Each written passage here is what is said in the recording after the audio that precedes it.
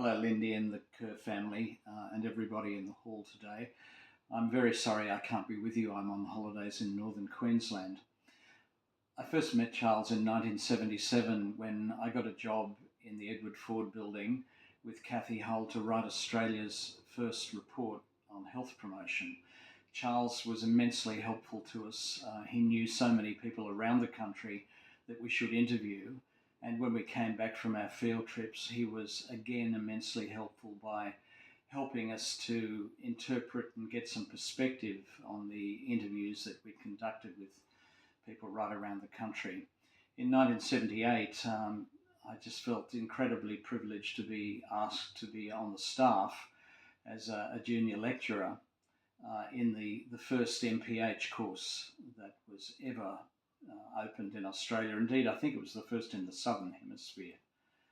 I was teaching drug and alcohol and health promotion, so Charles really let me loose on those subjects and just put a lot of oxygen and air beneath my wings. I took off academically, and a lot of that was due to the trust and confidence that Charles had placed in me. He had that way with staff.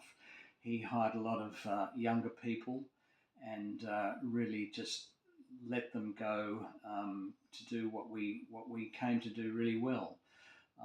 That's an immensely important gift for a senior academic to have, and Charles was just perfect with it. I want to say a number of things about him in the short time available. The first thing I remember well was the immense detail and effort Charles put into comments and remarks on assignments that students had put in. He didn't go in for this perfunctory, well done, well expressed, enjoyed reading this kind of remark. He would often write pages of comments on students' essays, and it was deeply, deeply appreciated by students. I came to see that giving students respect like that engendered their respect for us as well.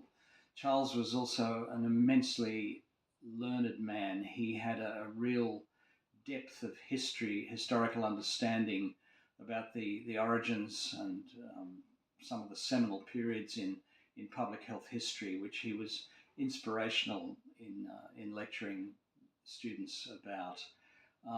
People would often talk about his lectures as being unmissable.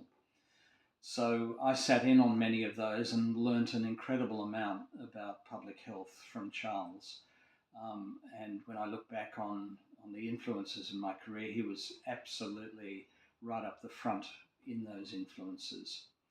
The second thing I remember about Charles was when I got into a spot of bother when the Vice-Chancellor, the University, Sir Bruce Williams, asked the Dean of Medicine if he would take me aside and give me a bit of a talking to about some of the activism that I'd become involved in tobacco control.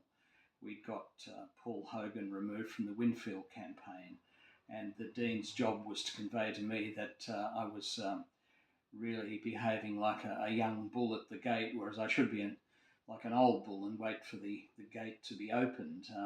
Now, Charles briefed me about the lecture that I was going to receive, and really I felt very protected and supported by Charles in those early days of my activism.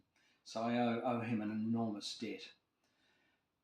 It would be impossible for me, of all people, to not remark about Charles being a very heavy smoker.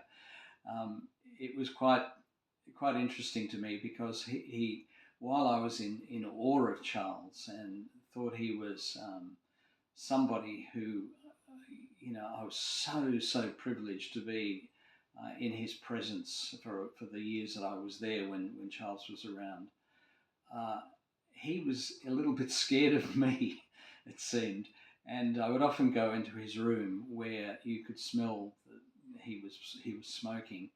And on more than one occasion, he actually placed a lighted cigarette in his desk drawer hoping that I wouldn't notice that he was smoking. And he used to tell people, "Oh, Simon Chapman, got to watch out for him around the place."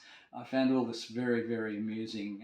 When he left the building, we had to get his desk. It was Sir Edward Ford's desk. We had to get it renovated, and it actually had cigarette burn marks in several places on it where he'd let the cigarette on the edge of the desk and it had burnt the table. We also had to get his curtains, I think, dry cleaned or maybe even thrown out and replaced. But look, Charles was an absolute gem of a man. I remember him with great affection. I think he liked me a lot too. We got on like a house on fire. And I'm so sad that that man is not around any longer. He was a wonderful, wonderful academic and a bloody nice human being.